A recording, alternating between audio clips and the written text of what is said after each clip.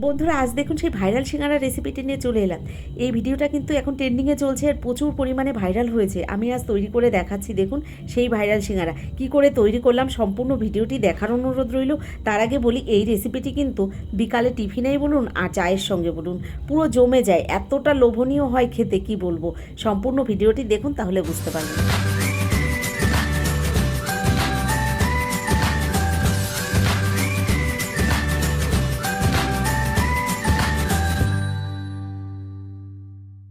আজকের রেসিপিটি তৈরি করার জন্য এখানে প্রথমে একটা বোলের মধ্যে একটা কাপ মেপে নিয়ে নিলাম 1 কাপ ময়দা। তার মধ্যে দিয়ে দিলাম স্বাদ মতো একটু লবণ, আর দিয়ে দেবো হাফ চামচ পরিমাণে চিনি। লবণ চিনি দেওয়ার পরে দিয়ে দেবো এর মধ্যে তেল। তো এখানে আমি 6 চামচ পরিমাণে সাদা তেল দিয়েছি। তেলটা দেওয়ার পরে ভালো করে হাত দিয়ে ময়ামটা মেখে নিতে হবে। নমস্কার বন্ধুরা, কেমন আছেন সবাই? নিশ্চয়ই সবাই ভালো আছেন। আমিও ভালো আছি। টিয়ার রান্নাঘর থেকে আমি তন্দ্রা আজ নিয়ে এলাম ভাইরাল সিঙ্গারার রেসিপি। কারণ এই সিঙ্গারাটা কিন্তু প্রচুর পরিমাণে ভাইরাল হয়েছে। দেখতে সিঙ্গারার মতো না হলেও খেতে কিন্তু একদমই সিঙ্গারার মতো। বন্ধুরা আপনারা দেখেছেন আমি আগে 6 চামচ পরিমাণে তেল দিয়েছি 1 কাপ ময়দার জন্য। পরে দেখলাম তেলের পরিমাণটা একটু কম হয়ে গেছে, তাই আরও 2 চামচ পরিমাণে তেল দিয়ে ভালো করে ময়ামটা মেখে নিচ্ছি। এবার দিয়ে দিচ্ছি কিছুটা কালো জিরে। কালো জিরেগুলো দেওয়ার পরে আবারও আমি ভালো করে হাত দিয়ে এভাবে শুকনো ময়দাটাকে সুন্দর করে মেখে নিয়েছি। ময়ামটা মাখা হয়ে গেছে। এবার অল্প অল্প জল দিয়ে এই ময়দাটাকে কিন্তু মেখে নিতে হবে। তো বন্ধুরা দেখুন, এখানে আমি অল্প অল্প জল দিয়ে ময়দাটা মেখে নিচ্ছি। আর একবারে কিন্তু বেশি জল একদমই ব্যবহার করা যাবে না, কারণ ময়দাটা যদি নরম হয়ে যায় তাহলে কিন্তু এই রেসিপিটি তৈরি করতে খুবই অসুবিধা হবে। তাই অল্প অল্প জল দিয়ে এভাবে ময়দাটাকে সুন্দর করে মেখে নিতে হবে। আর ময়দাটা এমনভাবেই মাখতে হবে যেমন আমরা রুটি পরোটা তৈরি করি, ঠিক সেরকম করেই ময়দাটাকে সুন্দর করে মেখে নিতে হবে। এখানে দেখুন কিছুক্ষণ টাইম ধরে আমি ময়দাটা মেখে নিয়েছি আর অল্প অল্প জল দিয়ে এভাবে কিন্তু মেখে নিয়েছি। ময়দাটা মাখা হয়ে গেছে। এবার ময়দাটাকে আমি সাইডে রেখে দিয়ে আমি একটা পুর বানিয়ে নেব। সেটা কিন্তু হাত দিয়েই বানিয়ে নেব, কোনো রকম রান্না করার ঝামেলা ছাড়াই কিন্তু এই পুরটাকে রেডি করে নেব। এখানে দেখুন 2টো আলু আমি সিদ্ধ করে নিয়েছি আগে থেকে। সঙ্গে নিয়েছি মিডিয়াম সাইজের একটা পেঁয়াজ। পেঁয়াজটাকে কিন্তু ঝিরিঝিরি করে কুচিয়ে নিয়েছি। কয়েকটা কাঁচা লঙ্কা কুচিয়ে নিয়েছি আর নিয়েছি সঙ্গে কিছুটা ধনেপাতা কুচি। এবার দেখুন একটা বোলের মধ্যে আমি আলুটাকে হাত দিয়ে এভাবে ভালো করে ম্যাশ করে নিচ্ছি। আলুটাকে কিন্তু সুন্দর করে এভাবে হাত দিয়ে মেখে নিতে হবে। আর আলুটা যেহেতু প্রেশার কুকারে সিদ্ধ করা রয়েছে, সুন্দর কিন্তু সিদ্ধ হয়ে গেছে।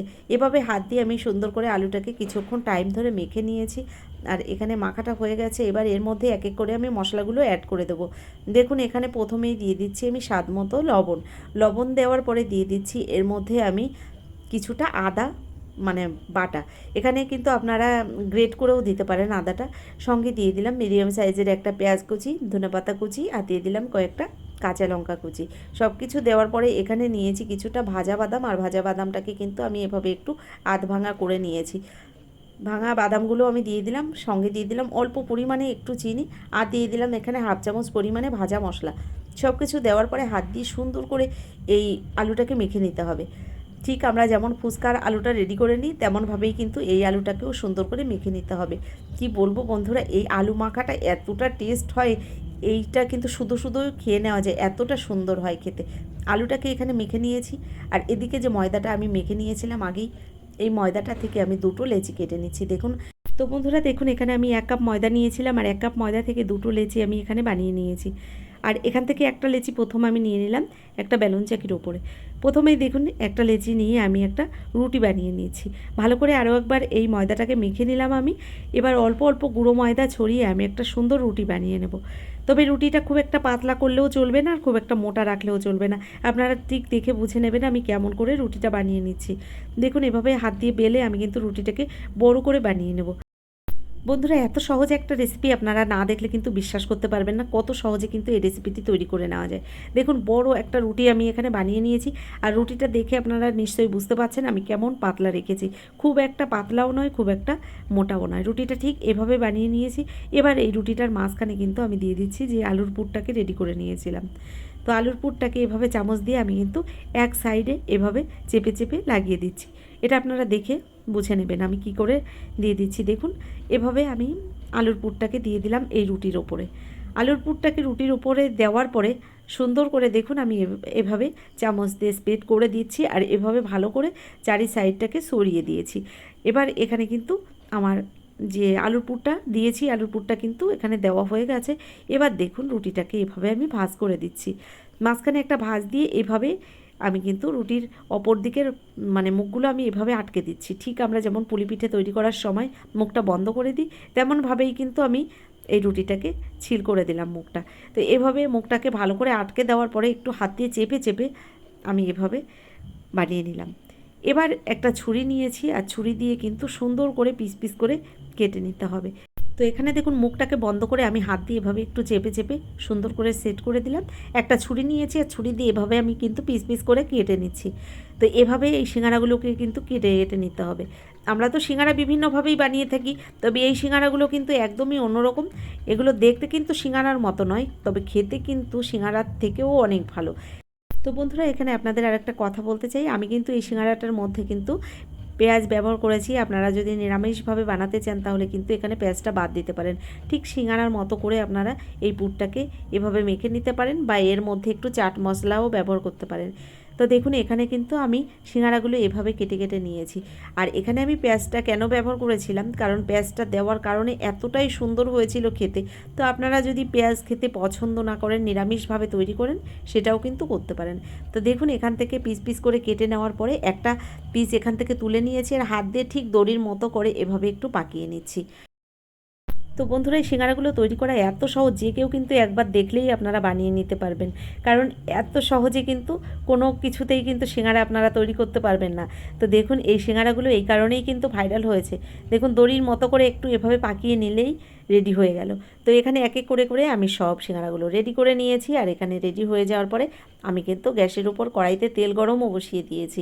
তো এদিকে দেখুন তেলটা আমি গরম বসিয়ে দিয়েছি, তবে হাই হিটে কিন্তু একদম তেলটাকে গরম করে নেওয়া যাবে না। একদম লো টু মিডিয়াম ফ্লেমে রেখে এই তেলের মধ্যেই কিন্তু এই সিঙ্গারাগুলো এক এক করে দিয়ে দিতে হবে। ঠিক সিঙ্গারা যেমন করে আমরা ভাজা করি, কারণ সিঙ্গারা ভাজার সময় কিন্তু একদমই হাই ফ্লেমে আমরা ভাজি না। তো এভাবে আমি নাস্তাগুলো দেওয়ার পরে গ্যাসের ফ্লেমটাকে একটু হালকা বাড়িয়ে দিয়েছি, আর এভাবে ভেজে নিচ্ছি।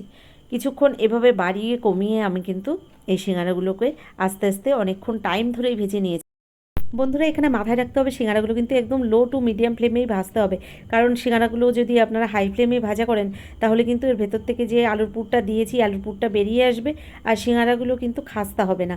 আমরা যেমন সিঙ্গারা বাজার থেকে কিনে থাকি, এগুলো কিন্তু ভীষণ খাস্তা থাকে, হাত দিয়ে চাপ দিলেই কিন্তু গুঁড়ো গুঁড়ো হয়ে যায়। তো বন্ধুরা, এই সিঙ্গারাগুলোকেও ঠিক এমনভাবেই ভাজতে হবে যে হাত দিয়ে চাপ দিলেই একদম গুঁড়ো গুঁড়ো হয়ে যায়। তো গ্যাসের ফ্লেমটাকে এভাবে লো টু মিডিয়াম ফ্লেমে রেখে আমি আস্তে আস্তে এই সিঙ্গারাগুলো ভেজে নিয়েছি।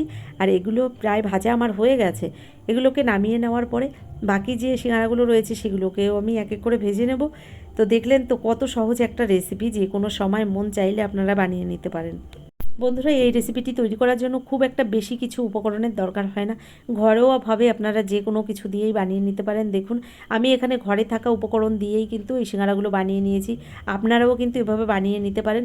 আর সন্ধ্যায় টিফিনে আপনারা চায়ের সঙ্গে কিন্তু পরিবেশন করতে পারেন। এতটা ভালো হয় খেতে, যারা খাবে তারা কিন্তু আবারও খেতে চাইবে, কারণ এতটা লোভনীয় হয়। বাচ্চারা তো বিশেষ করে ভীষণই পছন্দ করবে। কথা বলতে বলতে এখানে কিন্তু আমার সিঙ্গারাগুলো ভাজা হয়ে গেছে। তো বন্ধুরা, আপনারা বুঝতে পারছেন তো কেন এই রেসিপিটি ভাইরাল হয়েছে, কারণ 1 কাপ ময়দা দিয়ে কতগুলো দেখুন সিঙ্গারা বানিয়ে নেওয়া যায়। আর এখানে কিন্তু এই সিঙ্গারাগুলো একটা খেলে মন ভরবে না, কারণ এতটাই সুন্দর হয় খেতে, একটা খেলে আরেকটা খেতে ইচ্ছা করবে। কথা বলতে বলতে সিঙ্গারাগুলো তো সব ভাজা হয়ে গেছে। এবার আমি এই সিঙ্গারাগুলোকে নামিয়ে নিচ্ছি। নামিয়ে নেওয়ার পরে বাকি যে সিঙ্গারাগুলো রয়েছে সেগুলোকেও আমি এক এক করে ভেজে নেব। তো বন্ধুরা, আজকের রেসিপিটি আপনাদের কেমন লাগলো অবশ্যই আমাকে কমেন্ট করে জানাবেন।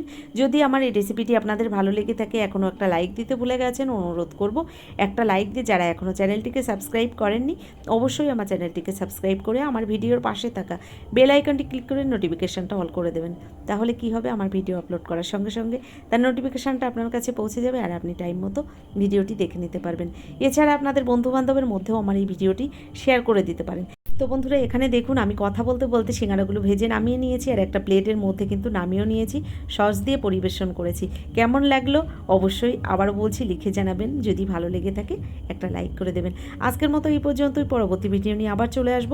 ততক্ষণের জন্য আপনারা সকলে ভালো থাকবেন, সুস্থ থাকবেন, টি আর রান্নাঘরের সঙ্গে থাকবেন। অসংখ্য ধন্যবাদ এতক্ষণ ধরে ভিডিওটা দেখার জন্য।